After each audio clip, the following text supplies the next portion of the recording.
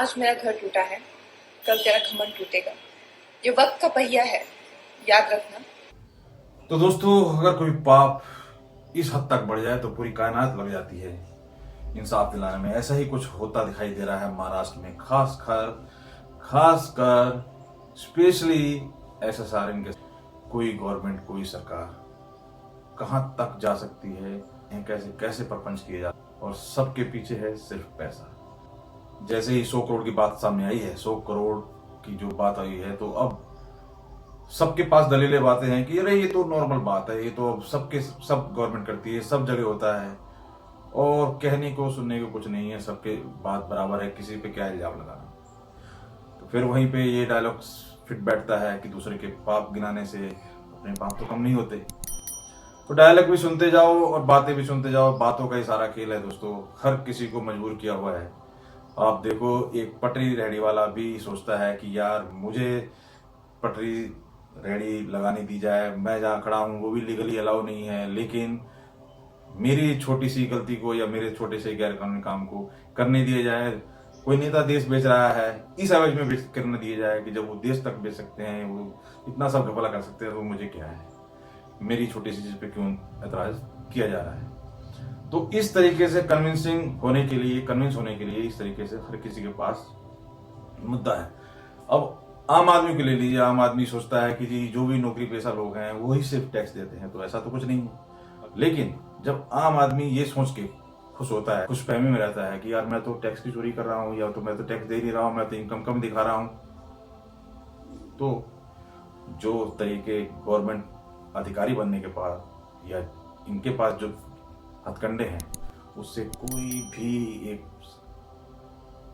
गरीब से गरीब आदमी टैक्स देने से, वसूली से नहीं बच सकता।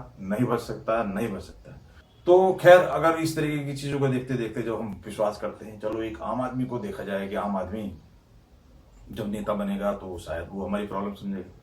लेकिन जब आम आदमी बताता है कि ये तो कंपल्सन है जी, ये तो बहुत जरूरी है जी, आपको चाहे 10, चाहे 100, चाहे 1000, चाहे 10,000 देने ही पड़ेंगे, सुनिए तो कैसा लगता है आपको? सबको चंदा देना पड़ेगा। जो गरीब है 100 रुपए महीना दे दे, जिसके पास थोड़ा ज्यादा 1000 दे दे, जिसके पास और ज्यादा 10,000 दे दे, जिसके पास और ज्यादा लाख रुपए महीना दे दे, जिसकी जितनी श्रद्धा उतने हिसाब से दे दे। लेकिन पैसा सबको देना है जो भी कमाता है। दूसरा, आपके परिवार में जो जो कमाते हैं उनको भी देना पड़ेगा। दोगे? आपकी फैमिली में या कहीं भी किसी का आप देखें, किसी सरकारी पद पे कोई रहा हो, तो जैसे ही पद से ट्रांसफर या पद से बर्खास्तगी होती है, और जब दूसरा बंदा ज्वाइन करता है या दूसरा ऑफिसर कोई ज्वाइन करता है, और कुछ पीरियड के लिए, ग्रेस पीरियड के लिए, जैसे कोई अगर आपको हाउस अलॉट हो या कोई जगह आप अलॉट है, तो आप कुछ टाइम मिलता है आपको शिफ्ट करने के लिए सिस्टम। तो वहां के लोगों के माहौल को आप देखिए, वहां के लोगों का बर्ताव आप अपने साथ देखिए। जब आप पद पे नहीं है, उस पद पे कोई दूसरा अधिकारी है, तो ये जो परसेप्शन, जो माहौल है, वो सेवा और वो जो सत्कार आपके पद का है। तो पद इन द सेंस, अगर आप आम हैं तो आम हैं, लेकिन जब आप खास बनते हैं तो पद की वैल्यू जो है वो आपको वहीं पहुंचा देती है। चाहे आप नई पार्टी हो, चाहे पुरानी पार्टी हो, चाहे आम आदमी हो, चाहे आप खास आदमी बन जाए। लेकिन अब अगर आप नेता बनते हैं तो फिर आप मालिक होते हैं। आप जितने भी अधिकारी, जो भी शासन प्रशासन है, जो भी ऑफिसर्स हैं, वो आपको सलूट करेंगे, आपके अकॉर्डिंग काम करेंगे, क्योंकि ये तो मजबूरी है। क्योंकि अधिकारी को वहाँ के लोकल लोग, जब कोई नया अपॉइंट होता है, तो आपने देखा होगा अक्सर फिल्मों में भी कि दिखाते हैं कि जय जयकार शुरू हो जाती है, और वो इतना लेते थे और ये इतना लेते हैं, आप बताइए, ये सब। और जो बाकी बचा वो पीडब्ल्यूडी को मिला। तो पीडब्ल्यूडी मिनिस्टर को पूछो ना। मुख्यमंत्री साहब आए, अपना गमछा बिछाया, उसमें 100 करोड़ डाले पार्टी फंड के नाम पे और गांठ मार के चले गए। क्या क्या क्या मार के? गांठ मार के। बाकी 150 करोड़ का क्या हुआ? बता बता। वो तेरी माँ की शादी में मंडप में खर्च हो गए। 100 करोड़ नेताजी गांठ मार के चले गए। और समझने वाले समझते रहे वो गांठ मार के चले गए, क्या मार के चले गए। लेकिन फिल्म वालों का देखिए, ये सब चीजें सिखाना, दिखाना, एक एक चीज को पब्लिक के सामने ओपन करना और पब्लिक का वाहवा करना, पब्लिक वाह वाह करती है, लेकिन ये क्या समझती है पब्लिक कि ये अल्टीमेटली किसका काट रहे हैं? भाई नेता ने नेतागिरी की, नेता ने जो भी किया उसमें भी पब्लिक का लॉस।